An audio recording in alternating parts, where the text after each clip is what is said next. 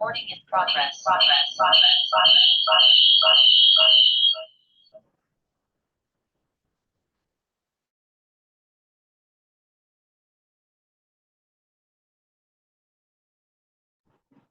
Am I audible?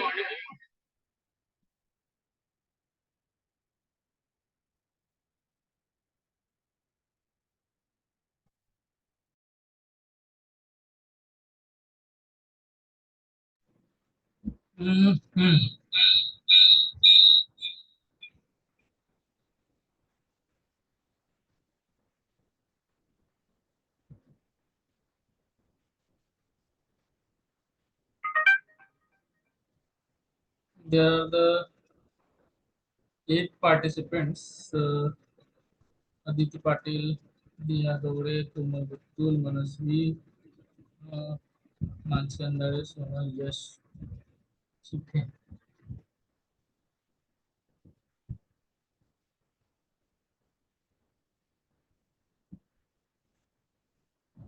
आप chat section में भी पूछ सकते हैं, अदरवाइज आप डायरेक्टली भी पूछ सकते हैं.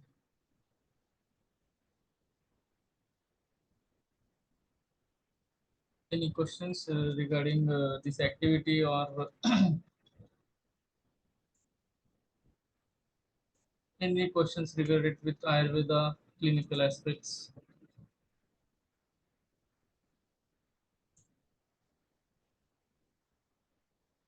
The session is planned for interactive way of learning for the students, so their participation is important here.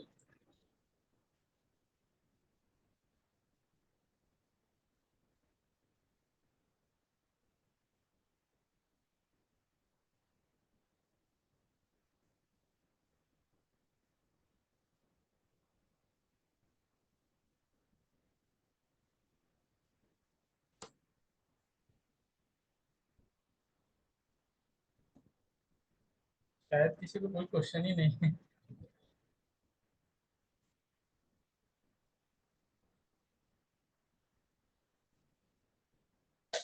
पूछिए आप, अगर आपके मन में कुछ सवाल है तो लोग कर रहे हैं अभी.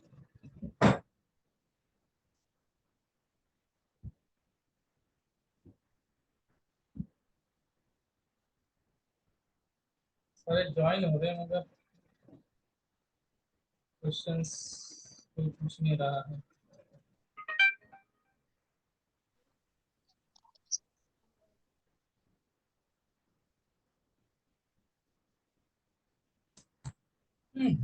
यार देख के बोर हो गए मेरे को. क्लास में भी यही थी.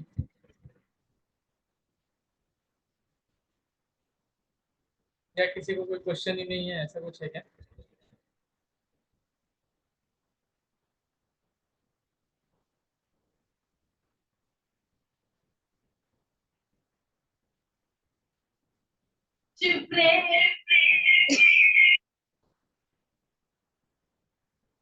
हाँ बोलिए.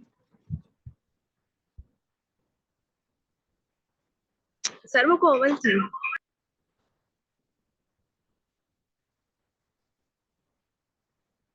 मैं ऐड कर दूं सेशन से? आपके लिए सेशन रखा है, आप कुछ बातें नहीं कर रहे हो तो मतलब ही नहीं कुछ बनता ना फिर.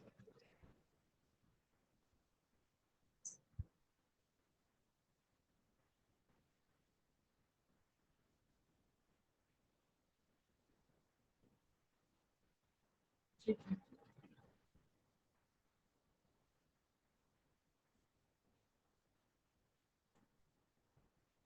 सर आपकी केस स्टडी लाइक आपके पास जितने पेशेंट्स आए हैं ना, कोई एक जन अनम्यूट करो,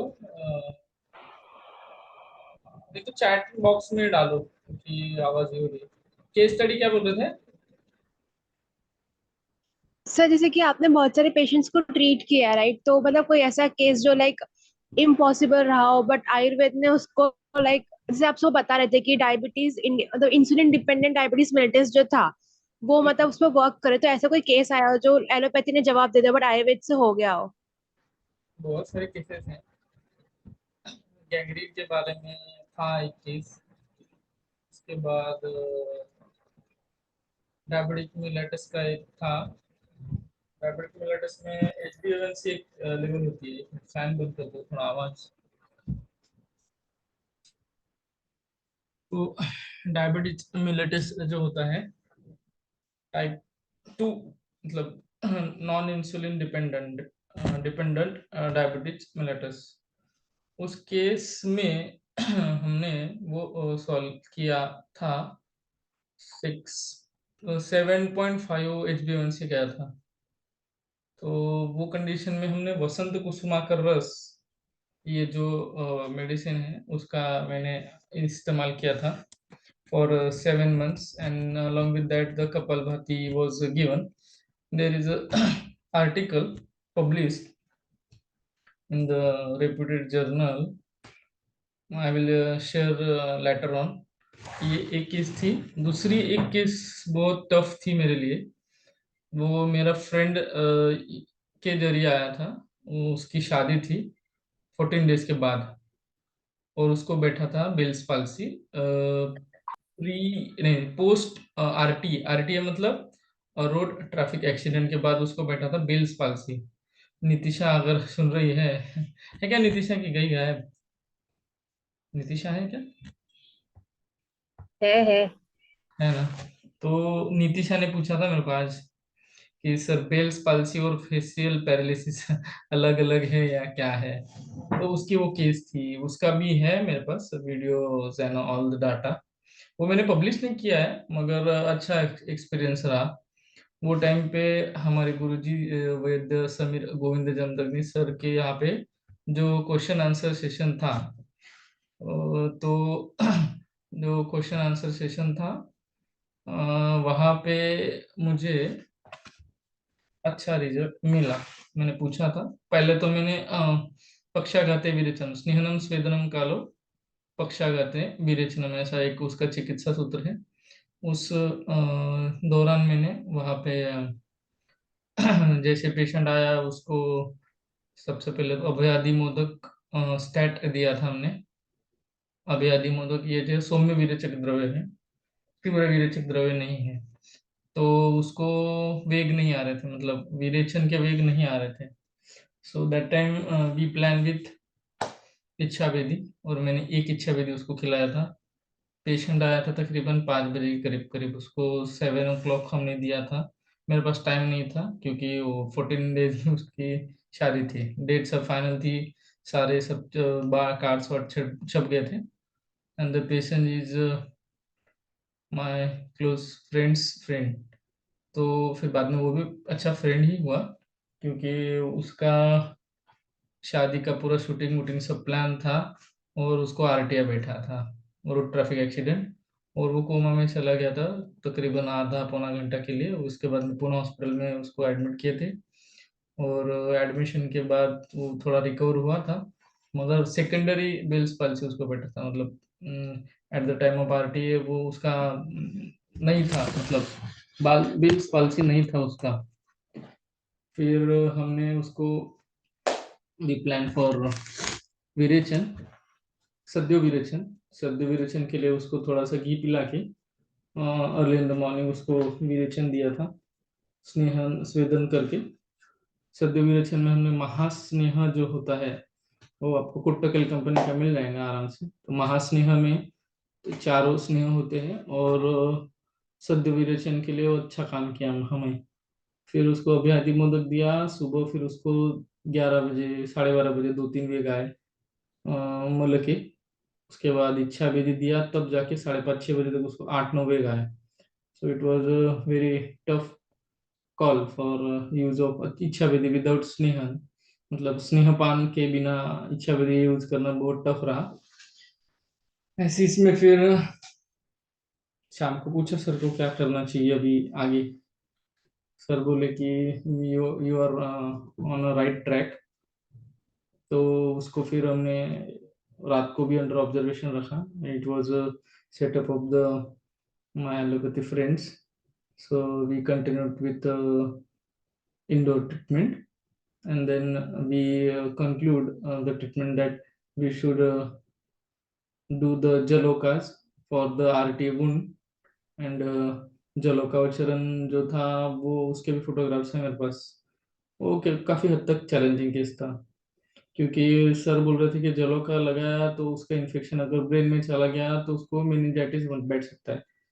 but we do with all aseptic precaution, and the patient was quietly happy कि उसका जो था सारा. फिर उसके बाद में कुछ सर ने कुटकी और दगड़ फूल ऐसा कुछ वनस्पति था, उसका एक फांट उसको सुबह देने को बोला था सर ने.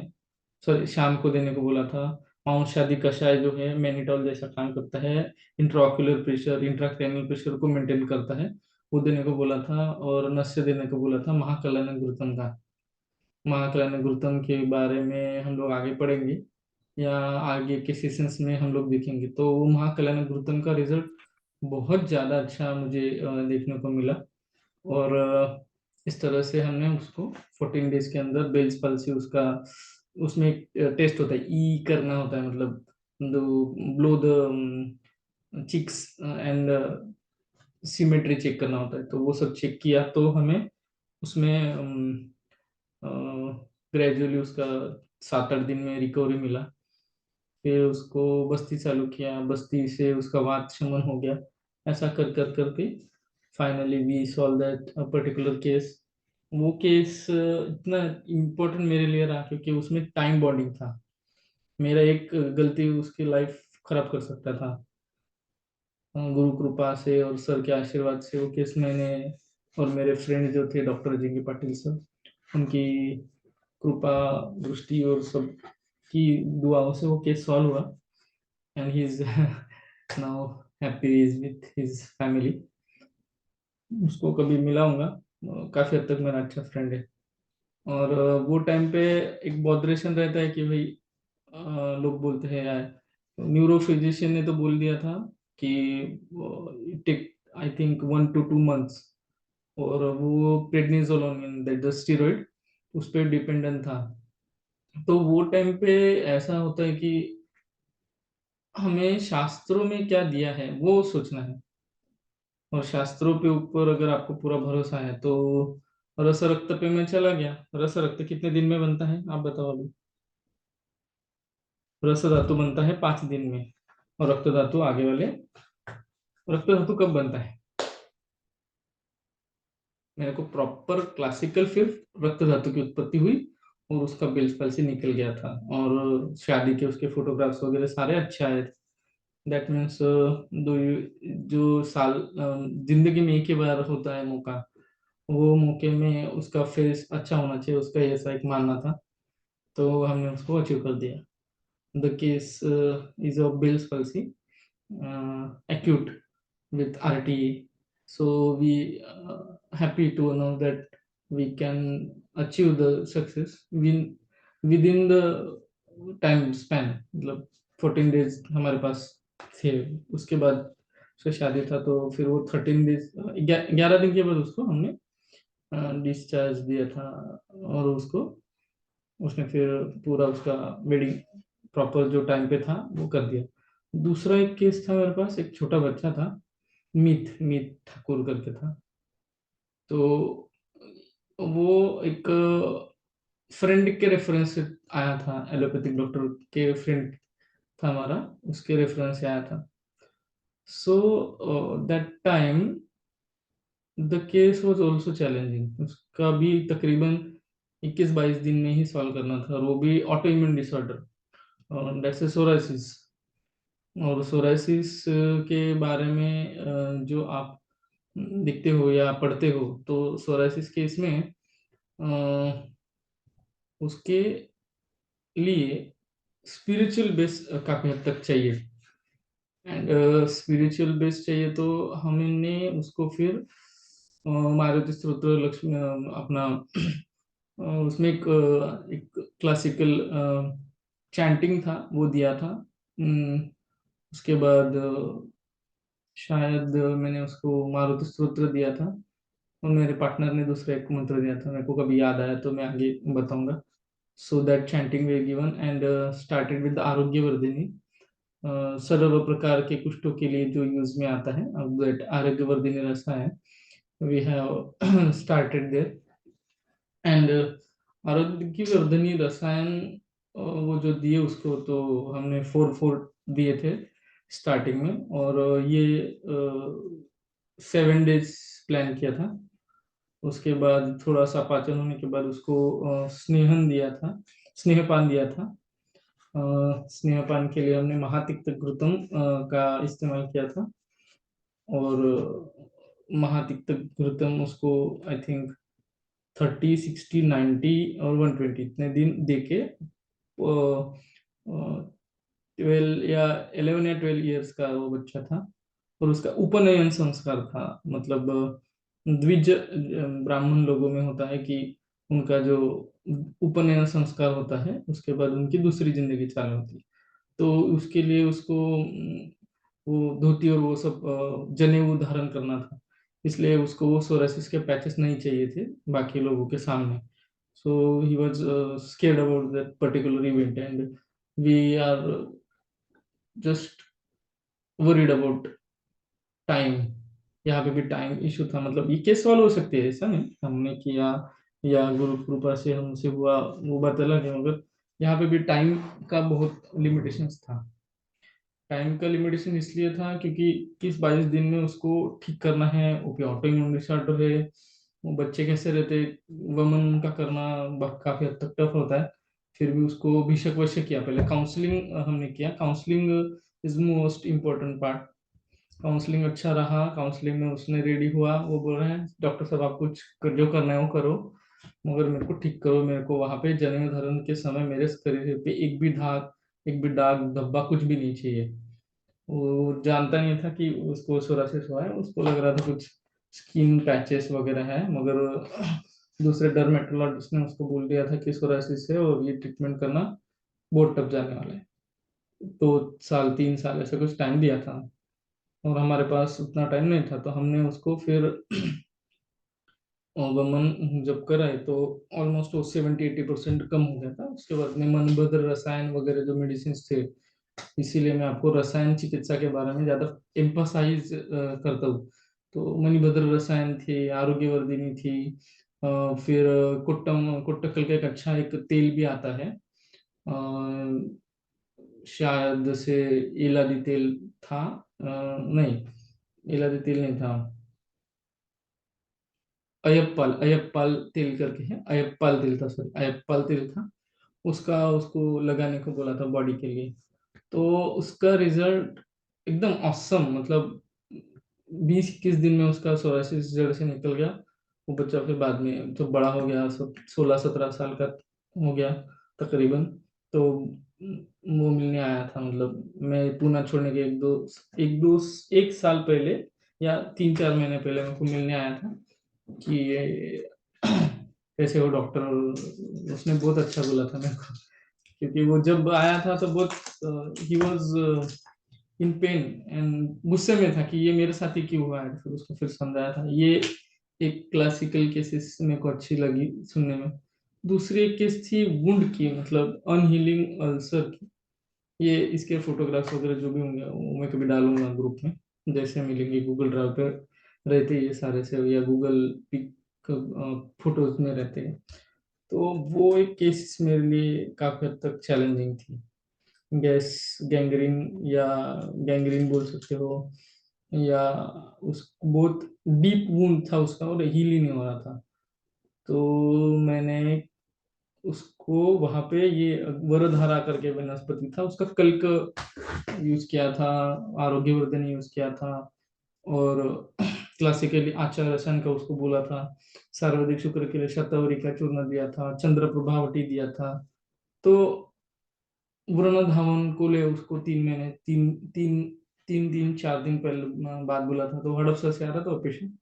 ऑलमोस्ट 6 7 मंथ्स उसकी ट्रीटमेंट चली, और उसका वो विंड पूरा सा भर के आया था, डीप वुंड था in the toe, I think right to.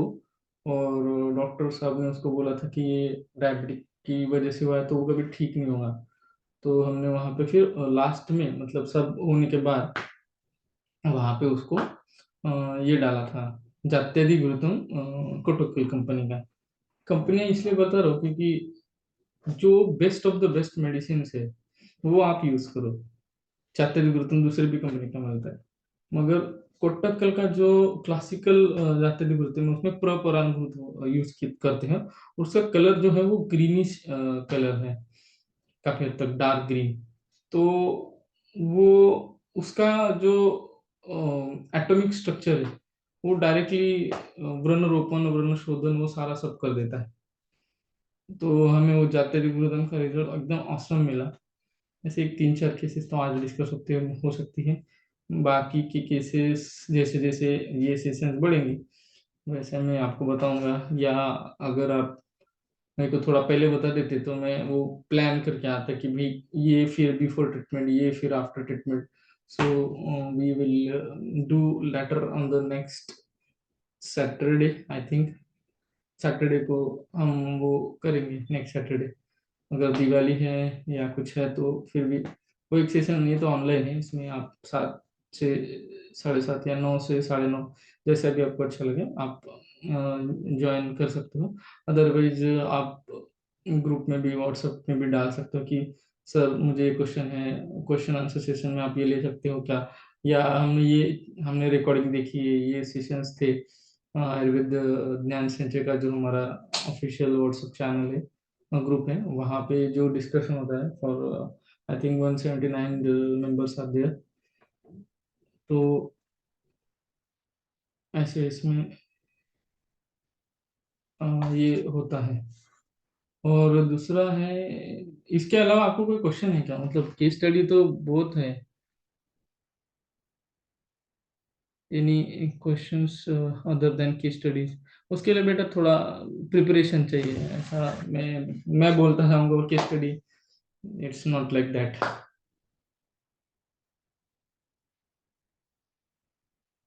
इसके अलावा कोई क्वेश्चन है क्या केस स्टडीज छोड़ के? केस स्टडी के लिए मेरे को प्रॉपर उसका प्रेजेंटेशन चाहिए, तब जाके मैं आपको एक्सप्लेन कर सकता हूँ कि ये उसका कार्यकारण मीमांसा थी। आयुर्वेद में कैसा, मैं आपको बोलूंगा आरोग्यवर्धिनी थी, तो आरोग्यवर्धिनी आपको खाली गोली दिखती है, हमें आरोग्यवर्धिनी के पीछे की सोच दिखती है कि ये ग्रंथों में दी है, उसका ये वर्गीकरण है। जब आपके बाद सेकेंड ईयर में चले जाएंगे ना तो मैं आपको एक अलग ग्रंथ चालू करूंगा, रसतंत्र सार सिद्धोपयोगी संग्रह। तो उसमें ना सारे मेडिसिन कवर्ड है ऑलमोस्ट। और फिर जैसे जैसे दिन बढ़ेंगे, 4-5 साल बाद फिर भारत वैश्य रत्न का चालू करेंगे। तब शायद आप पास आउट होके भी कुछ टाइम हो जाएगा, क्योंकि भारत वैश्य रत्न का ऐसी बुक है, उसमें सारे पार्ट है, सारे मेडिसिन है, वो फिर गहन चर्चा का विषय है। मतलब मेरा भी वो पूरा पढ़ना नहीं हुआ इतने बड़े पेजेस है, मतलब 12,000 15,000 पेजेस कुछ होंगे, और उसके 5 खंड है। So that is a big journey for us. Any questions regarding other Ayurvedic topics? Any doubt regarding any other than case studies? You can do the in the chat box also, अगर आपको बोलने में या इसमें ये लग रहा है तो।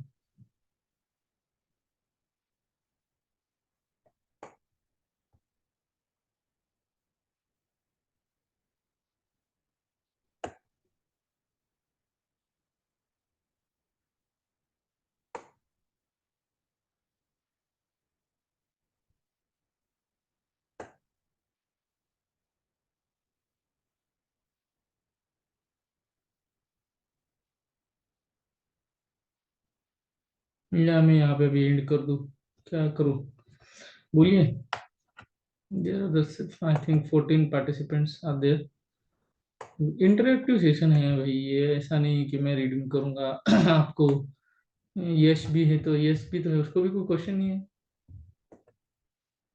ठीक है, I am going to end this session now.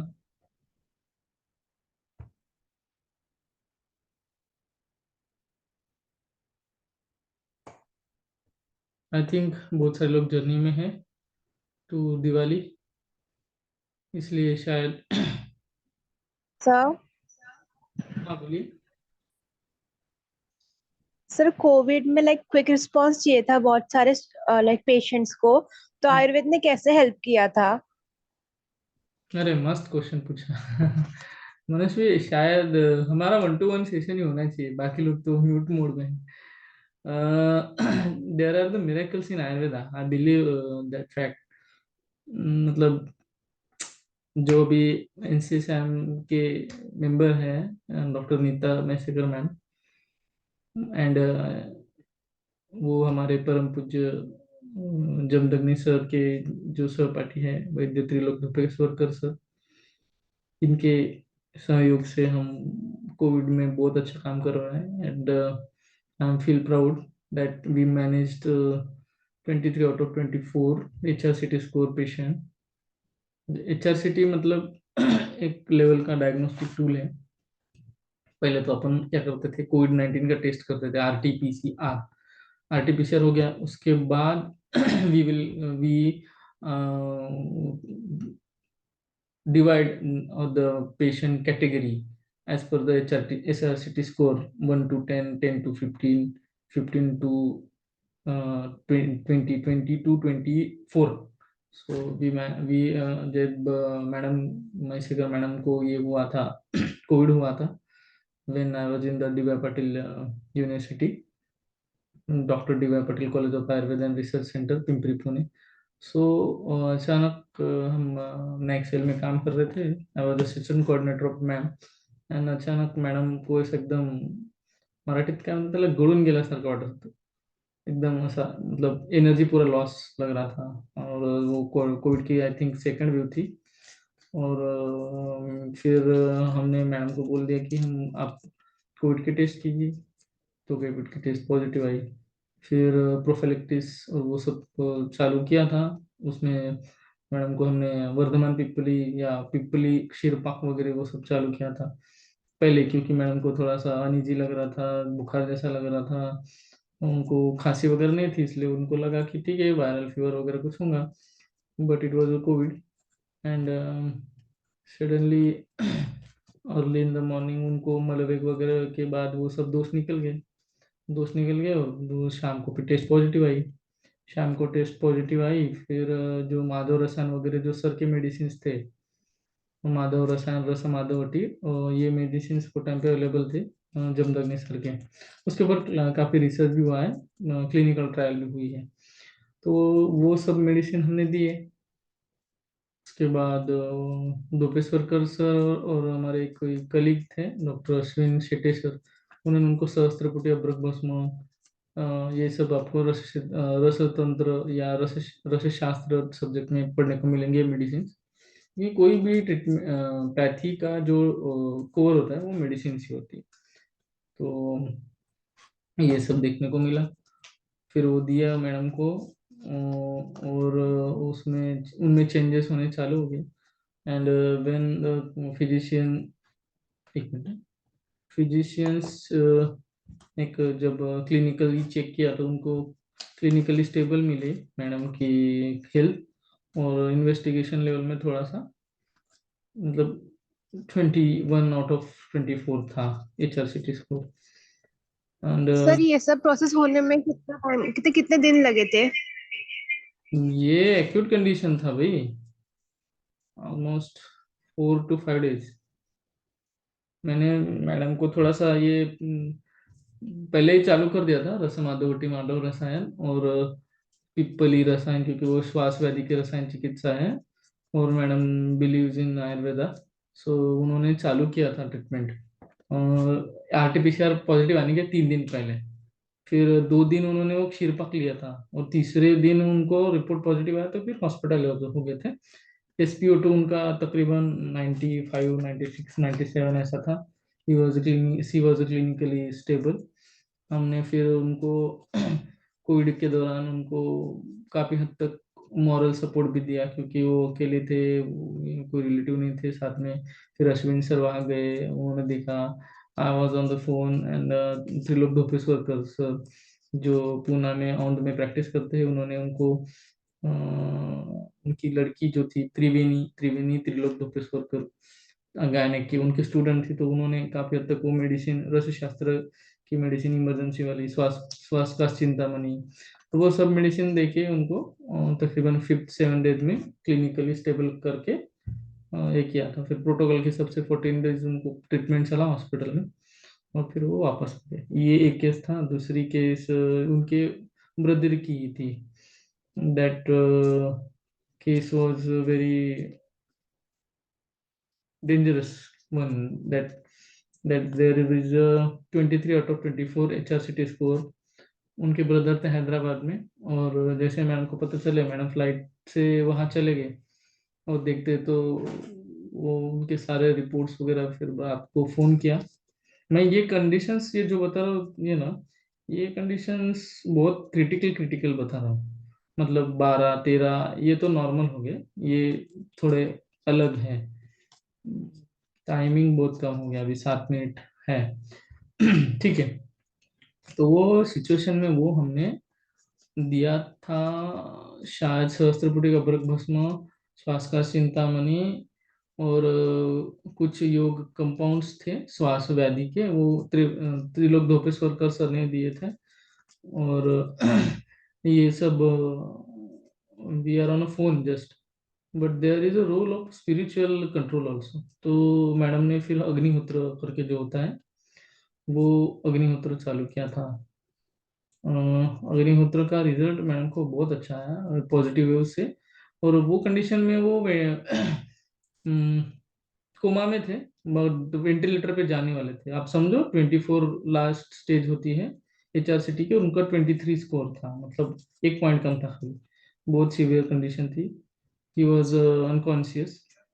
And second day madam भी थोड़ा वरी कर रहे थे, तो उन्होंने फोन किया तो मैं बोला, मैडम सर की ट्रीटमेंट है, वी आर ऑन ये सब। तो मॉडर्न तो सब चालू ही था। वहाँ पे कंसल्टेंट जो थे वो आए महाराष्ट्र के थे, हैदराबाद में। तो उन्होंने थोड़ा मैडम का सुन लिया, शायद पाटिल नाम था। उन्होंने पूरा हमारा सुन लिया, और चालू मतलब ये करने को राजी हो गए कि ठीक है, आप आयुर्वेदिक इंटरवेंशन कर दो। आपके ब्रदर है, और मैडम गायनेक के प्रोफेसर है थे वो टाइम पे। और इसलिए फिर उन्होंने उनको बहुत, मतलब वो कृपा ही रही कि वो टाइम पे हम उनको अनकॉन्शियस से कॉन्शियस तक लेके आए, वेंटिलेटर तक नहीं लेके गए। और O2 चल रहा था। O2 फिर धीरे धीरे ग्रेजुअली वेनिंग ऑफ ऑक्सीजन उसको बोलते हैं। आपको अगर इंटरेस्ट है तो आप पढ़ो, वेनिंग ऑफ ऑक्सीजन। और ऐसे फिर धीरे धीरे धीरे धीरे उनका हम लोग वापस लेके आए। मतलब वो ऐसा था कि हमारी डायरेक्टली यम जी से, जो यम देवता बोलते हैं ना, उनसे फाइट था हमारा। इसलिए हमें फिर वहां पे अग्निहोत्र का यूज करना पड़ा। अग्निहोत्र का काफी हद तक अच्छा स्पिरिचुअल ऑरा का रिजल्ट मिला। और ये टॉप नॉच सारे मेडिसिन यूज किए थे वो टाइम पे सर ने, शायद सुवर्ण भस्म भी यूज किया होगा। जो जो लगा, खटाखट खटाखट चाटन कंटिन्यू चालू था, 3 आवरली 4 आवरली। और रस सिद्ध मेडिसिन इमरजेंसी में बहुत अच्छे काम में आते।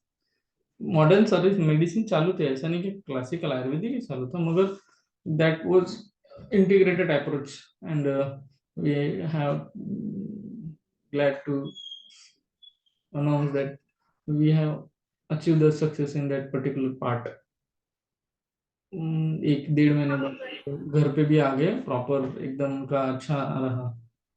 एंड अगर कभी आपको मुलाकात करने का मौका आए, या फोन पे बात करने का मौका मिले, तो या कभी वेबिनार वगैरह हो, तो मैं आपको मैडम से कन्वे करूंगा। सर एक और क्वेश्चन है। हाँ बोलिए ना। सर कोई पेशेंट अगर अनकॉन्शियस हो जाए हम्म। और कोई मेडिसिन काम नहीं कर रही हो उस पे, या इंजेक्शन, तो उसको क्या ट्रीटमेंट देना चाहिए कि उसको होश आए जल्द से जल्द? हम्म। सर आयुर्वेदिक का। हम्म। अनकॉन्शियस पहले तो उसका रूट कॉज ढूंढना पड़ता है, किस वजह से वो अनकॉन्शियस हुआ है, वो होना पड़ता है उसके। सर अगर पेशेंट को एंजाइटी अटैक्स आते हो, और उसको उसकी वजह से अनकॉन्शियस नहीं हो, तो ऐसे क्या कर सकते हैं? एंग्जाइटी, एंग्जाइटी की वजह से अगर होते तो रस धातु की चिकित्सा करनी चाहिए। तो उसमें पहले तो सबसे पहले प्रधमन नस से बताया गया है। अगर पेशेंट बेहोश हो गया है तो अलग ट्रीटमेंट है, वो कोमा में है कितने दिन पे कोमा में है उसके लिए अलग ट्रीटमेंट है, हिपेटिक कोमा में है उसके लिए अलग ट्रीटमेंट है, बहुत बार अल्कोहल का भी सेवन करते हैं उसके लिए अलग ट्रीटमेंट है। द केस सिनेरियो आपको पूरी पता चाहिए, उसके लिए आपको हिस्ट्री पता चाहिए। अगर पेशेंट इपिलेप्टिक कंडीशन में हो तो अलग ट्रीटमेंट है। फिर भी इसमें एक अच्छा काम में आता है कि वायु को अनुलोमन करने के लिए नस्य काम में आता है, ठीक है। नासा ही शीर्षोद्वारम, तो नस्य इसमें बहुत अच्छा काम आता है। प्रथमन नस्य आपको तीक्ष्ण द्रव्यों का होना चाहिए। तो गुरुजी ने हमें बताया, जमदग्नि सर ने हमें बताया था कि आर्द्रक मतलब अदरक का रस एक एक 1 ड्रॉप, एंड प्याज का रस 1 या 2 ड्रॉप इतना डालो तो वो मस्तिष्कगत पित्त को भी इरिटेट कर देता है और उससे फिर वो क्षोभ निर्माण कर देता है। तो क्षोभ निर्माण करने से चेतना वहां पे आ जाती है। फिर उसके बाद तुरंत उसको घृत या गोदुग्ध का नस्य करना चाहिए। और तल मतलब जो पित्त के स्थान है वहां पे आपको हिंग या संज्ञा स्थापन जो है चरक संहिता में उसका मर्दन कंटिन्यू करना चाहिए। तो इस कंडीशन में उनको लेके आ सकते हैं। मतलब आयुर्वेद में कैसा है, आपको जो केस है वो सीनियरों के हिसाब से करना पड़ता है। और कोई पेशेंट होता है उसको पैरालिसिस का अटैक आता है, बीपी शूट शूट हो जाता है, तो वो भी देखना पड़ता है मतलब क्या कंडीशन है। अगर पैरालिसिस की वजह से हुआ है तो उसको सद्य विरेचन द्रव्य देने से उसका वो जो मलवेग आने के बाद उसको अचानक वो उसके मूवमेंट्स वगैरह चालू हो जाते हैं। तो आपको अगर हिस्ट्री पता है तो ही आप वहां पे आप काम कर सकते हो, अदरवाइज बहुत टफ है। अनकॉन्शियस होने के हजारों रीजंस हो सकते हैं। अगर हिस्ट्री पता है आपके जान पहचान वाला है तो ही आप ये रिस्क उठा सकते हो, otherwise go with modern. Sir, ये पेशेंट को रोज एंजाइटी अटैक्स आते हैं, पैनिक अटैक्स भी आते हैं, और अनकॉन्शियस बार बार होती रहती है। ओके, तो उसको शिरोधारा की जरूरत है मेरे ख्याल से। उसका मन अगर ठीक हो गया तो एंजाइटी नहीं आएंगे उसको। शिरोधारा डेली ले लो, उनका जो भी आराध्य है उसके एक मंत्र वगैरह लगा दो, तो शायद अभी सेशन एंड हो जाएगा मनस्वी। तो उनको ओके शिरोधारा सर। डेली देना चाहिए, काउंसलिंग होना चाहिए प्रॉपर। शिरोधारा से उनका हो जाएगा, इसमें कोई दिक्कत नहीं है। और रस धातु अच्छा बने उसके लिए खाना पीना थोड़ा अच्छा चाहिए, डिंक वगैरह जो चीजें है वो उसके लाडू वगैरह वो खिलाने चाहिए। B12 बढ़ाने के लिए, D3 बढ़ाने के लिए डिंक के लाडू बहुत अच्छे काम में आते हैं। पोमेग्रेनेट अनार का भी उनका वृद्ध है ना, तो वो भी उसका सेवन, रस धातु पे जाने वाली सारी चीजें उनका देना चाहिए। तो रस अच्छा होगा, रस का क्षय कम होगा, रस का क्षय कम होगा तो चिंता ये फैक्टर को भी नलिफाई करेंगे। और shirodhara, that is the line of treatment, ये सोच है ये डिसीज में या ये सिनेरियो में। ठीक है, आई थिंक अभी यस